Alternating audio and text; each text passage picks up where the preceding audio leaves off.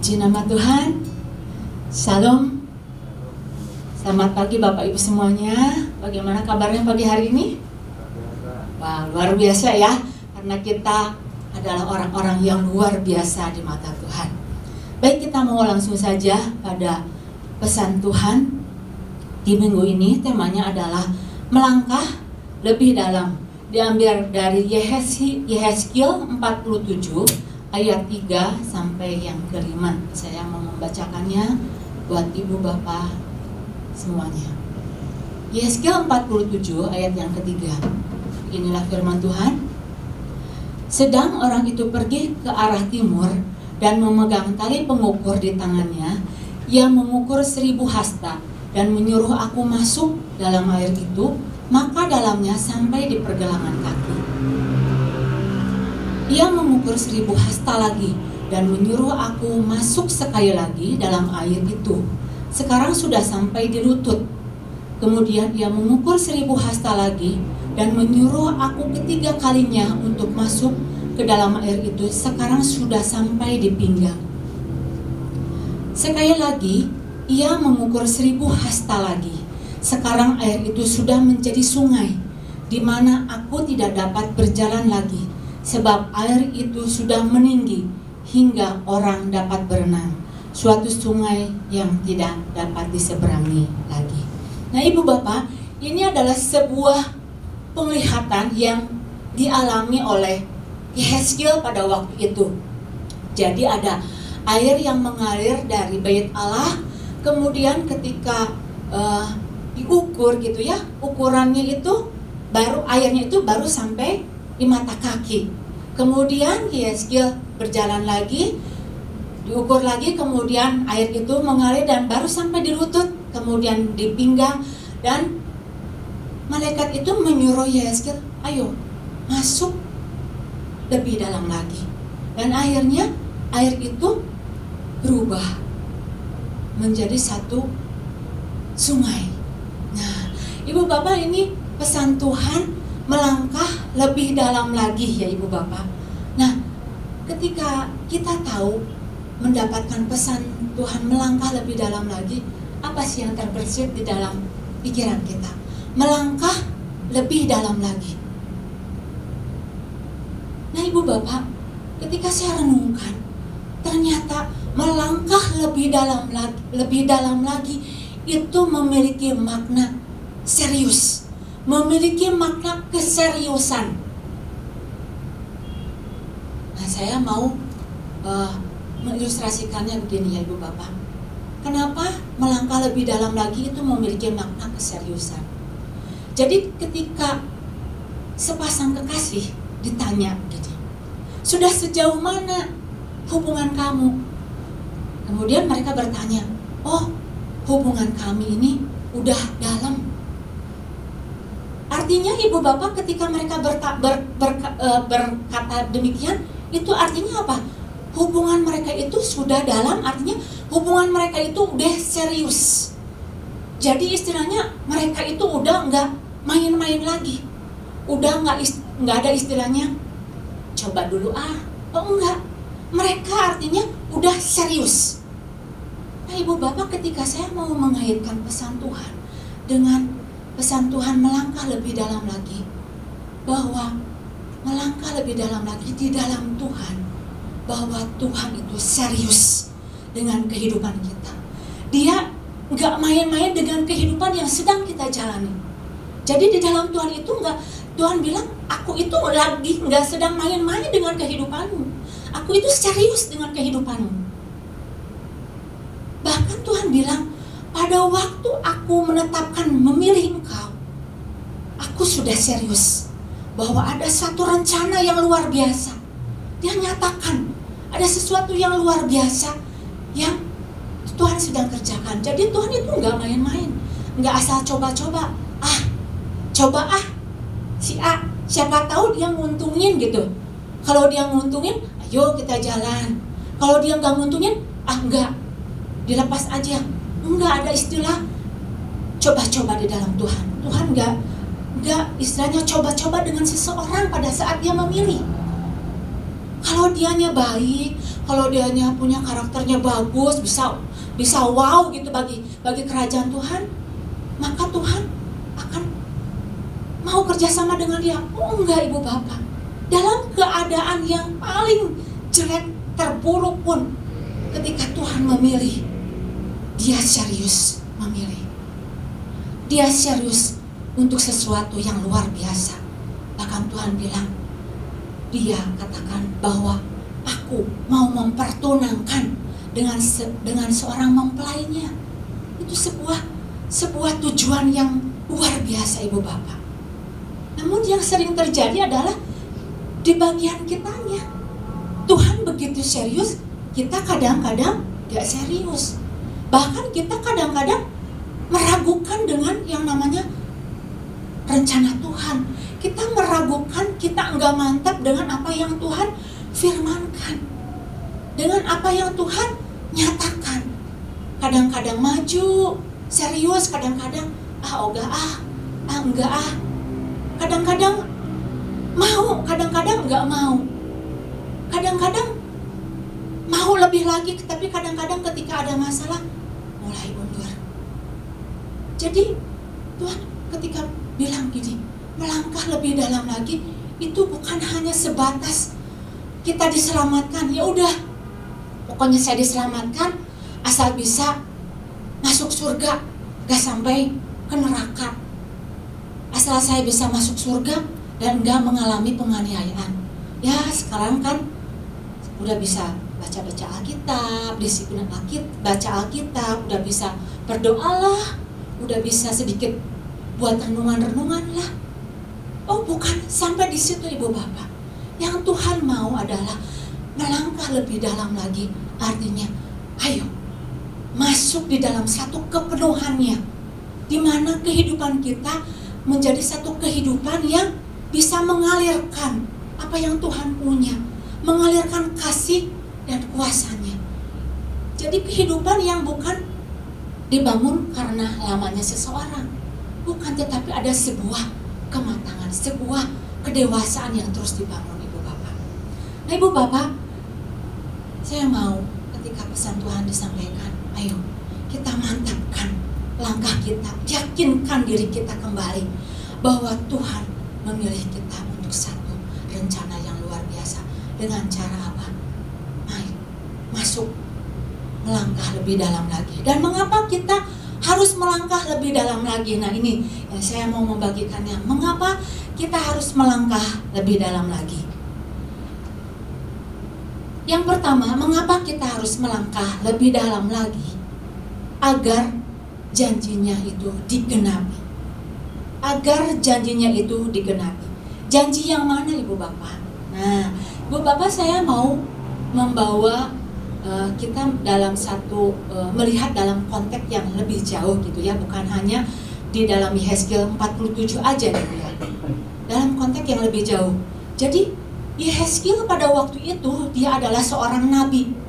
Bahkan dia juga adalah seorang imam. Tapi dia hidup di dalam tawanan Babel pada waktu itu. Jadi Yehezkiel lebih banyak menghabiskan waktunya dengan orang-orang tawanan pada waktu itu. Namun karena dia sebagai seorang imam, jadi Yehezkiel pada waktu itu lebih memperhatikan soal-soal bait suci. Bahkan dia melihat bahwa kemuliaan Tuhan itu sudah meninggalkan bait suci pada waktu itu. Karena apa? Karena dosa yang dilakukan oleh bangsa Israel pada waktu itu. Salah satu yang membuat Tuhan murka adalah dosa penyembahan berhala pada waktu itu. Jadi bangsa Israel pada waktu itu melakukan penyembahan berhala. Mereka menyembah patung-patung, dewa-dewa kesuburan, menyembah matahari pada waktu itu. Dan dilakukannya itu terang-terangan gitu. Dilakukannya itu juga di dalam bait suci. Nah itu yang membuat Tuhan murka. Nah bagaimana Ibu Bapak ketika kitab Yehezkiel ini direlevansikan dengan saat sekarang? Penyembahan berhala di dalam bait Allah pun masih terus terjadi Ibu Bapak. Apa yang dimaksud dengan penyembahan berhala? Penyembahan berhala itu segala sesuatu yang bukan Allah, yang diagungkan, yang disembah sama seperti Allah. Jadi ada bentuk-bentuk penyembahan berhala yang Tuhan murkai. Mungkin pada saat sekarang penyembahan berhala itu enggak berupa patung lagi. Tapi pada saat seseorang punya ambisi, mengejar satu ambisi yang lebih daripada Tuhan, itu artinya dia sudah mulai menyimpang. Pada saat seseorang mulai mengandalkan kekuatannya, artinya dia sudah melakukan sebuah penyimpangan dan Tuhan gak suka. Pada saat seseorang dia lebih mengutamakan kesenangannya, kepentingannya, itu artinya dia sudah melakukan sebuah penyimpangan. Dan Tuhan dikatakan di dalam Yesus ini, dia menyerahkan bangsa itu kepada lawan-lawan mereka untuk ditindas. Tetapi pada waktu itu ketika bangsa Israel ditindas, Tuhan membawa pada satu pembaharuan. Ada sebuah kebangkitan. Tuhan bilang, aku akan memberikan roh yang baru, hati yang taat. Jadi ada sebuah kebangkitan atas bangsa Israel pada waktu itu. Dan dikatakan bahwa akan bangkit seorang raja, itu Raja Daud, yang akan menjadi raja untuk memerintah, Ibu Bapak. Memerintah artinya dia berkuasa. Nah, sebelum saya lanjut, saya mau kita sama-sama terlebih dahulu membaca di dalam Yehezkiel 47 ayat yang ke-8. Ia berkata kepadaku, sungai ini mengalir menuju wilayah timur dan menurun ke Araba Yordan dan bermuara ke Laut Asin, air yang mengandung banyak garam, dan air itu menjadi tawar. Nah, Ibu Bapak, di sini ada sebuah perubahan, ada sebuah perbedaan, Ibu Bapak. Air yang tadinya laut asin gitu ya, kemudian berubah menjadi tawar ketika air itu mengalir. Ada sebuah aliran yang membuat perubahan dari asin menjadi tawar. Bukan air tawar itu ikut-ikutan menjadi asin, Ibu Bapak. Oh enggak. Di sini kita lihat hal yang terjadi, yaitu satu kehidupan yang mengalirkan kuasa. Ada satu kuasa yang mengubah sebuah keadaan. Inilah yang Tuhan mau, Ibu Bapak, ketika kita harus melangkah lebih dalam. Apa sih yang harus digenapi di dalam kehidupan umatnya?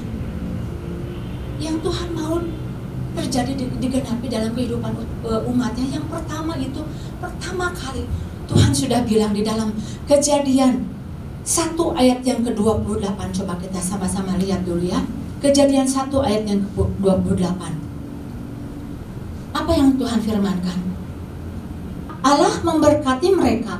Lalu Allah berfirman kepada mereka, beranak cuculah dan bertambah banyak, penuhilah bumi dan taklukkanlah itu, berkuasalah atas ikan-ikan di laut dan burung-burung di udara dan atas segala binatang yang merayap di bumi.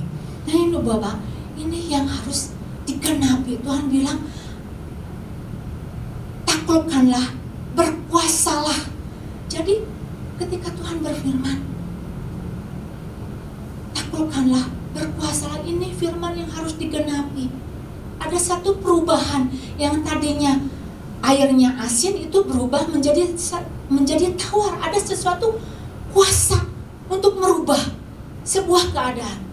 Keberadaan kita sebagai anak-anak Tuhan pada waktu kita berada hendaknya menjadi sebuah keadaan yang berubah, yang tadinya semrawut menjadi sebuah hal-hal yang memberikan damai sejahtera.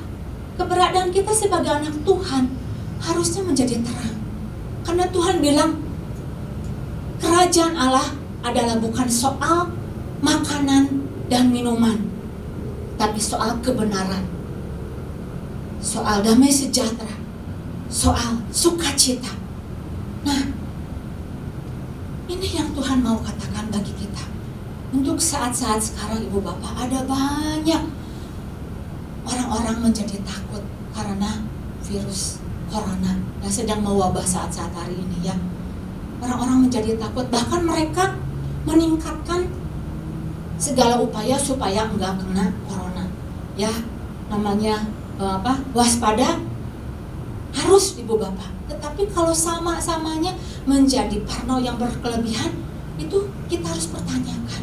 Bahkan ada yang sampai membeli banyak vitamin, mulai dari vitamin A, B, C sampai ke Z. Mereka berusaha untuk meningkatkan imun mereka, tetapi iman mereka diabaikan. Boleh tingkatkan imun, tapi ayo tingkatkan juga iman percaya kita. Karena apa? Yang Tuhan bilang apa? Tuhan sudah beri imun di dalam diri kita, yaitu apa? Hati yang gembira. Itu hormon yang lebih manjur daripada vitamin A sampai Z. Karena itu memberikan satu kekuatan daya tahan. Dan Tuhan bilang di dalam 1 Korintus 4 ayat yang ke-20 dikatakan, sebab kerajaan Allah bukan terdiri dari perkataan, tetapi dari kuasa.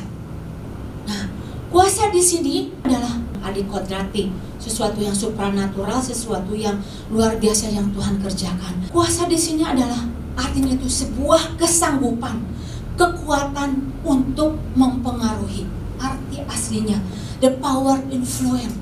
Jadi ada satu kesanggupan, kekuatan untuk mempengaruhi. Bahkan di dalam kamus Webster ditemukan ada sebuah kata yang bagus. Dikatakan bahwa kuasa adalah kemampuan untuk melakukan sesuatu atau kecakapan untuk menghasilkan sebuah perubahan. Di dalam bahasa Indonesia sehari-hari dikatakan, kalau Allah memerintah hidup seseorang, hal itu dibuktikan oleh kekuatan hidup orang itu, bukan oleh kata-katanya. Nah, ini Ibu Bapak, sesuatu yang indah ketika Tuhan mau mengajak kita, menyuruh kita untuk melangkah lebih dalam lagi. Artinya Ibu Bapak, firman-Nya itu supaya digenapi, supaya janjinya itu digenapi di dalam kehidupan kita. Kita boleh menjadi orang-orang yang berjalan dengan kuasa, mengubah keadaan, tidak tenggelam dalam keadaan yang terpuruk pun dengan firman-Nya yang bisa digenapi, memampukan setiap kita untuk bisa mengubah sebuah keadaan menjadi lebih baik lagi. Jadi ketika Tuhan menyuruh kita melangkah lebih dalam lagi, artinya Dia ingin supaya apa yang difirmankannya, kita menjadi orang-orang yang membawa pengaruh, membawa perubahan, dan bisa mengalirkan kuasa, mengalirkan kasih-Nya dimanapun kita berada. Poin yang pertama itu yang saya mau membagikannya. Kemudian, mengapa Tuhan menyuruh kita untuk melangkah lebih dalam lagi? Agar kita, Ibu Bapak, bisa melihat keindahan yang sejati, melihat sebuah keindahan yang sejati. Nah, di sini ketika kita tahu gitu, Ibu Bapak, air yang tadinya hanya sebatas genangan di mata kaki, kemudian ke lutut, dan kemudian akhirnya berubah menjadi sungai, itu artinya itu ada sebuah penambahan, ada sesuatu yang lebih. Sesuatu yang lebih, air yang tadinya hanya sebatas genangan tetapi berubah menjadi sungai, itu artinya ada sesuatu yang lebih besar lagi. Jadi kata melangkah lebih dalam, kata lebih di sini itu artinya sesuatu yang melebihi batas rata-rata, sesuatu yang melebihi batas yang sudah ditentukan, itu artinya lebih. Nah, ketika kita melakukan sesuatu yang lebih, itu melebihi rata-rata, artinya kita melakukan sesuatu yang di atas apa yang sudah ditentukan. Ya, Ibu Bapak, contohnya ya seperti yang tadi dikatakan bahwa tadinya air di mata kaki, kemudian ke lutut, dan akhirnya ke pinggang berubah, dan akhirnya bisa seseorang itu menjadi bisa berenang. Nah, Ibu Bapak, ketika Tuhan menyuruh kita untuk melangkah lebih dalam lagi, karena kemampuan untuk melihat keindahan itu hanya terjadi di dalam kedalaman. seorang penyelam, dia akan berusaha masuk lebih dalam lagi untuk melihat keindahan laut. Dia ketika masuk ke dalam, dia akan melihat terumbu-terumbu karang. Dia akan melihat biota-biota laut. Dan apa yang bisa dilihat kalau misalkan hanya di dangkal aja, hanya di kedangkalan laut, hanya mungkin ikan-ikan teri yang kecil aja, hanya sebatas ikan-ikan teri atau lumpur-lumpur. Jadi ketika Tuhan mau mengajak kita melihat satu keindahan yang sejati, bukan hanya sebatas di mata kaki. Dan Tuhan mau ketika seseorang melihat hanya sebatas di mata kaki, di pinggang, di lutut dan di pinggang, mereka hanya mengukur keindahan Tuhan itu hanya sebatas berkat. Melihat keindahan Tuhan hanya sebatas dia sudah ditolong. Melihat keindahan Tuhan hanya sebatas dia sudah diberkati aja. Tetapi ketika seseorang masuk lebih dalam dan dia menyelam dalam kedalamannya, bukan hanya yang namanya berkat yang indah, bukan hanya berkat itu indah aja gitu ya, tetapi dia bisa melihat ketika dia ada masalah, ketika dia melihat ada tantangan, itu juga mereka melihat dalamnya sebuah keindahan Ibu Bapak. Karena apa? Karena melihat di dalam satu kedalaman yang jauh berbeda di atas mereka yang rata-rata melihat di dalam satu kedangkalan. Ini ada satu cara pandang yang jauh berbeda Ibu Bapak dengan mereka yang melihat hanya di kedangkalan. Dan ini yang Tuhan mau ketika kita melihat dalam satu kedalaman. Biasanya di dalam kedalaman banyak hal-hal yang wow, banyak melihat hal-hal yang tidak kita duga. Jadi untuk melihat dalam satu kedalaman itu harus ada sebuah usaha yang harus diusahakan. Gak bisa istilahnya tinggal diam.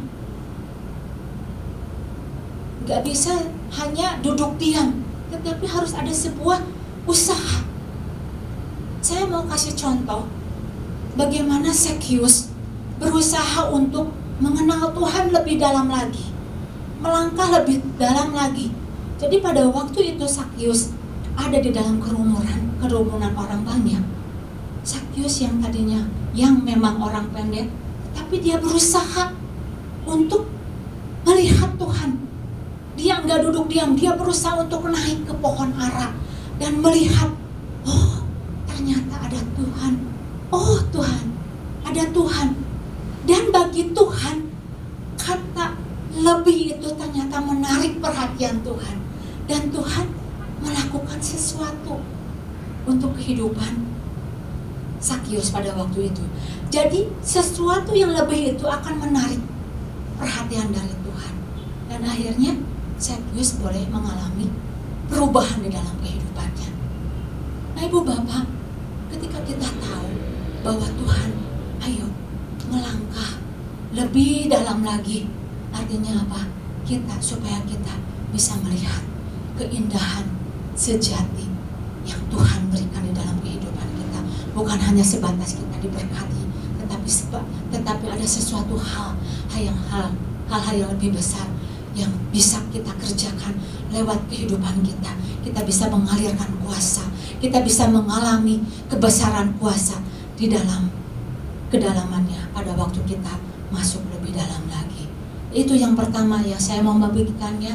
Kenapa kita harus melangkah lebih dalam lagi agar firman-Nya digenapi dalam kehidupan kita. Kita boleh menjadi orang-orang yang membawa perubahan, memberikan kuasa, mengalirkan kuasa, dan hidup kita bisa mengalami Tuhan di dalam keindahan yang sejati. Demikian firman Tuhan. Tuhan Yesus memberkati. Baik